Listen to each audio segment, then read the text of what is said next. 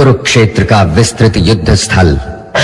आमने सामने थी कौरव और पांडवों की अस्त्र शस्त्र से सुसज्जित विराट सेनाएं, जिनका नेतृत्व कर रहे थे युद्ध कला में प्रवीण अनेक महारथी।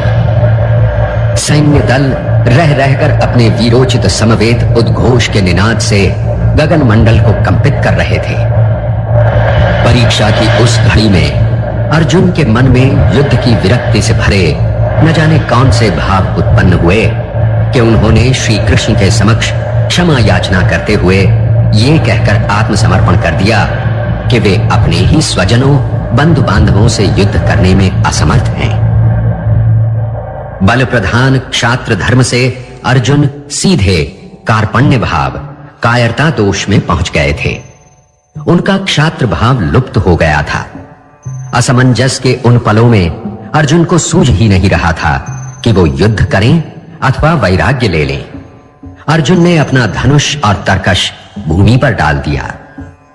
अंतर्यामी श्री कृष्ण जान चुके थे कि आचार्य द्रोण के प्रतापी शिष्य तथा धरा के सर्वश्रेष्ठ धनुर्धारी का मनोबल खंडित हो चुका है। ऐसे में कृष्ण के समक्ष एक कर्तव्य आ खड़ा हुआ, गुरु का। अतएव तर्क, बुद्धि, ज्ञान और कर्म की चर्चा से तथा विश्व के स्वभाव की जानकारी देकर और अंत में सर्वोपरि परम सत्तावान ब्रह्म के विराट स्वरूप का साक्षात दर्शन कराकर कर्तव्य पथ से भटके अर्जुन के मन रूपी अश्व की रास खींचकर उसे क्षात्र धर्म की ओर उन्मुख करना ही महायोगी कृष्ण का एकमात्र लक्ष्य था। कुरुक्षेत्र के रण प्रांगण में श्री कृष्ण ने अर्जुन को जो उपदेश दिया था वही श्रीमद् भगवद गीता के नाम से प्रसिद्ध है। तत्व ज्ञान के वर्णन की भव्य और मुग्धकारी काव्य शैली गीता का निजी सौरभ है। इसीलिए इसका नाम पड़ा भगवद गीता, अर्थात भगवान का गाया हुआ ज्ञान। ये महाभारत के भीष्म पर्व का अंग है। इसमें 18 अध्याय और लगभग 700 श्लोक हैं।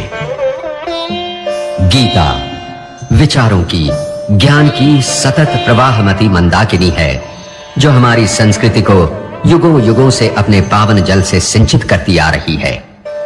गीता का ज्ञान सिंधु इतना विराट और गहरा है कि जितना ही हम गहरे उतरेंगे ज्ञान के उतने ही अनमोल मोती हमें प्राप्त होंगे।